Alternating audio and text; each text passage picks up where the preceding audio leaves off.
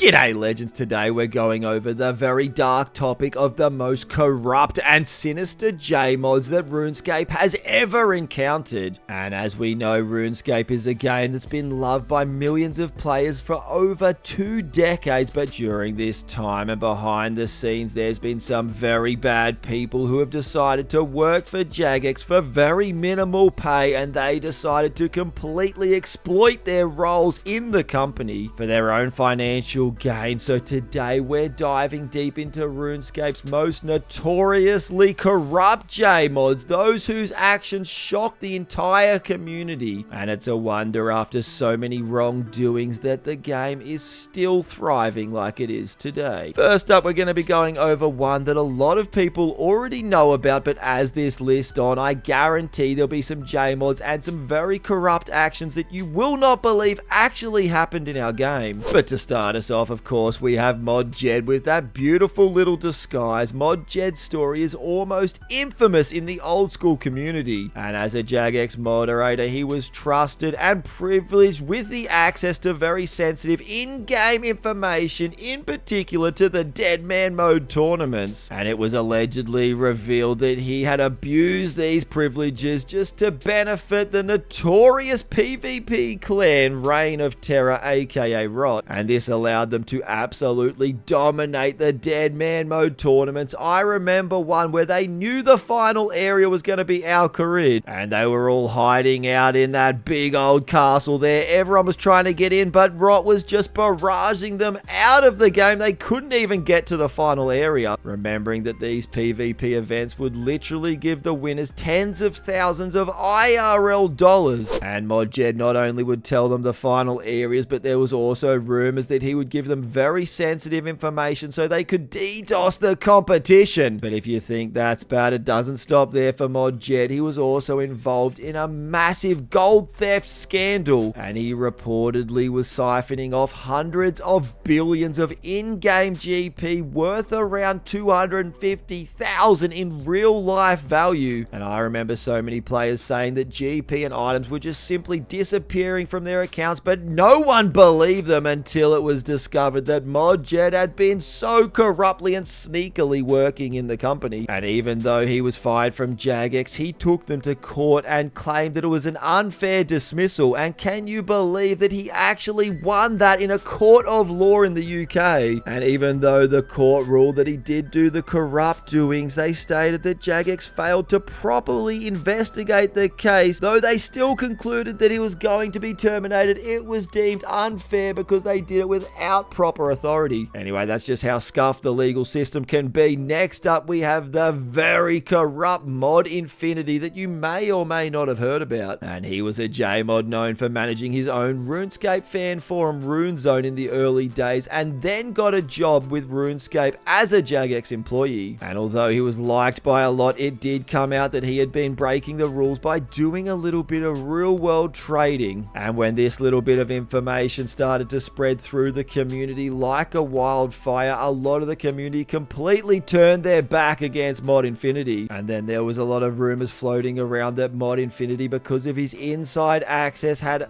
too big of an influence over the RuneScape players' economy, and he was using it for his own financial gain, so he was let go from the Jagex employers. And at number 3 on our list, how could we go past the massive Mod Trident drama that we all saw with Odablock and Stella? And basically, if you remember, this was when the death matching was allowed. Stella had a big clan of death matches. She would earn a whole bunch of GP and allegedly real world trade it, but she had Mod Trident, who she was sending some very nice feet pics to. And he was basically deemed to be her little puppy. He would do anything at her disposal. She would say to ban someone who she didn't want in her clan, and he would instantly jump on and ban them. And this was causing an uproar in the community, but it got even worse when Odablock was banned because of the Stella and Mod Trident power abuse relationship. And Odablock and his thousands of followers were not going to be quiet about this issue. There was countless videos released, and in the end, Mod Trident ended up getting fired from Jagex. It was a big old process. The community was just going absolutely crazy for all of the drama. And Odablock did end up getting his account back. Mod Trident got fired, and everyone hated Stella, although she still streamed streams and does some death matches to this day.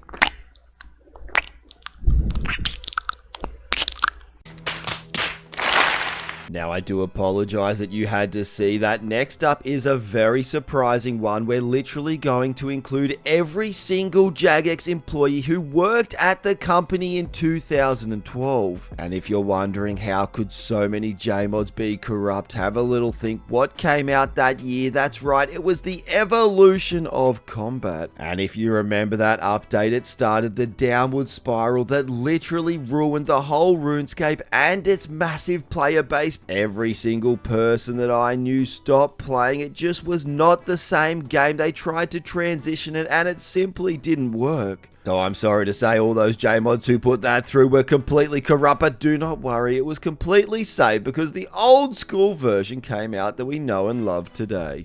Here we go.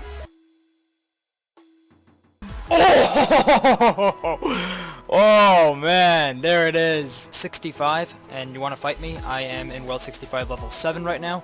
I'm combat level 151, and I'm doing a massive hit. Oh buddy, that didn't work out. Mod Ian was convicted of some very serious criminal offences unrelated to RuneScape itself. However, some of the things that he was charged with was sexual misconduct. And after there was an investigation, Jagex decided they wanted absolutely no part and publicly distanced themselves with Mod Ian. And there was some very confronting news articles going around with Mod Ian being suspected of doing some very nasty sexual wrongdoing. So Jagex just basically had to let him go. Next up is Mod Reach, and if you've ever heard of the Corporal Beast, I'm sure this name is going to ring a bell, because his case is particularly infamous due to a massive abuse of power within RuneScape, where he basically made players discover an invincibility bug. They could go to the Corporal Beast, they could not take any damage, and they'd be able to kill the Corporal Beast as many times as they want. And as you know, the Corporal Beast drops the very expensive sigil, so players who knew about this bug because of Mod Reach, it was believed to be leaked out to some close friends of his, and they were just killing Corporal Beast for countless hours, probably botting it absolutely into oblivion. And although we don't exactly know how bad it was, there is a lot of videos out there just showing how corrupt it was and how close RuneScape was to actually losing its entire economy. And even if the Corp Beast wasn't due to Mod Reach, there was a lot of other things that he was very well known for doing in the community that were completely corrupt. Even Mod Ash posted this on Twitter. And to be fair, I'm kind of on Mod Reach's side on this one. Apparently, he would put certain things on specific accounts that were coming out into the wilderness with crystal bows to rag him and his clan. And although it's completely against the powers and he should not be doing it, he was making these accounts completely impossible to rag with a crystal bow against his clan. And there's also this clip during a Jagex live stream where someone sent in a very dubious question and he basically got exposed by all the other JMods right in front of the whole community. Next question.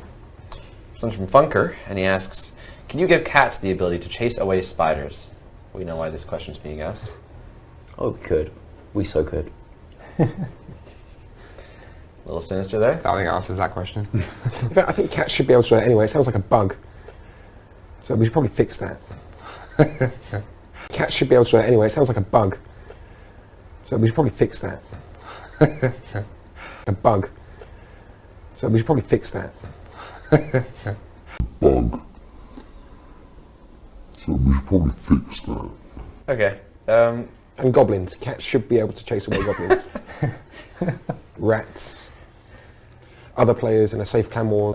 We'll take that and move on. But from theft to real-world trading to favoritism and outright criminal activity in the real world, these cases of corruption reveal the very complex and a lot of the time dark relationship between Jagex and some of its well-known employees. And although Jagex is now looking pretty good, it does make me ponder, is there any more corruption from very suspicious JMods out there? But all I know is that our beautiful Mod Ash is an absolute saint, and I feel like if we have him on the team, he'll look out for everyone and make sure that this is kept to an absolute minimum. Please do drop your likes, and I'll see you legends next video.